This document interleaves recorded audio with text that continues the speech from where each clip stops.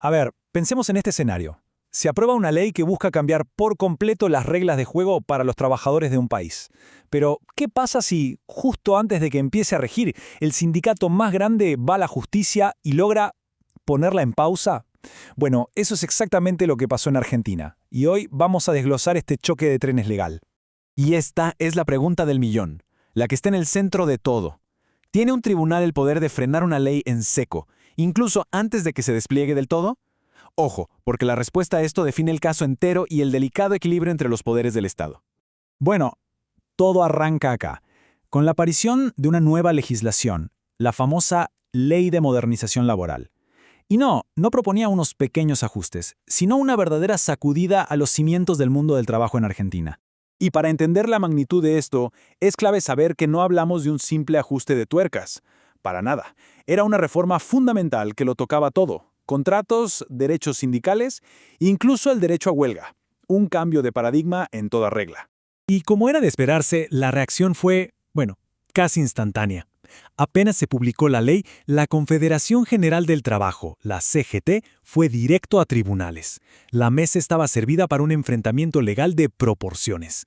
Ahora, para entender el argumento de la CGT, hay que tener claro este concepto legal, el principio de no regresividad, que dicho en criollo es muy simple. Los derechos que ya se consiguieron no se pueden quitar, para atrás ni para tomar impulso.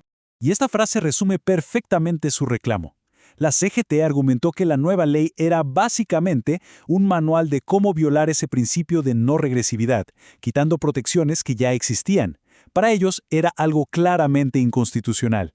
Pero un momento. Antes de siquiera analizar la ley, el tribunal tenía que resolver una pregunta previa, pero que era crítica. ¿Tenía la CGT la autoridad para demandar en nombre de todos los trabajadores del país? Por un lado, el Estado decía que la representación de la CGT era limitada, que no podía hablar por los no afiliados, por ejemplo. Pero, ¿qué dijo el tribunal? Dijo que no, que dado su rol histórico y legal en el sistema laboral argentino, la CGT sí tenía esa legitimación activa. A ver, no hace falta leer todo el texto. Lo que está resaltado es la clave. El fallo le da la razón a la CGT, confirmando su legitimación activa. Con esto, el tribunal básicamente dijo que el sindicato sí tenía derecho a estar ahí, representando al colectivo de trabajadores, y con eso se superó el primer gran obstáculo legal.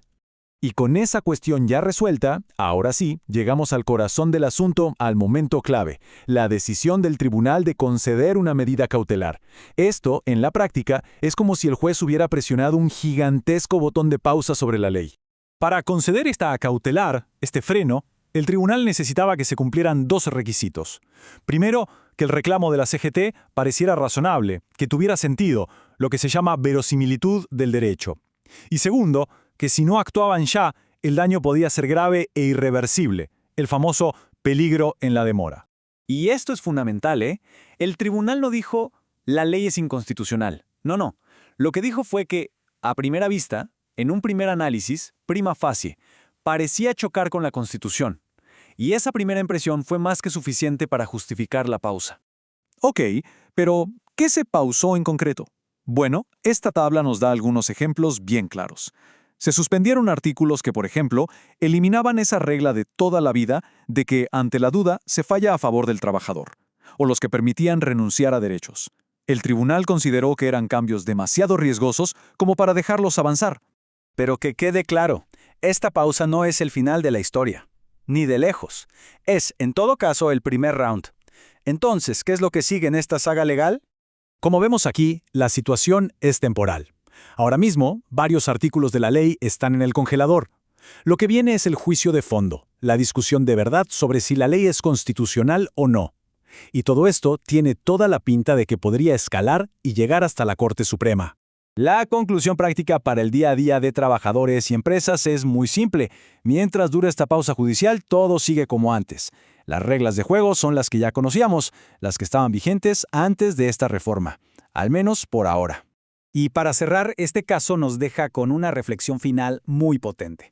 Más allá de quién gane o pierda, este proceso en sí mismo nos muestra la tensión, el delicado y complejo juego de poder entre las grandes fuerzas que moldean el rumbo legal y económico de un país. Una pregunta que sin duda da para pensar.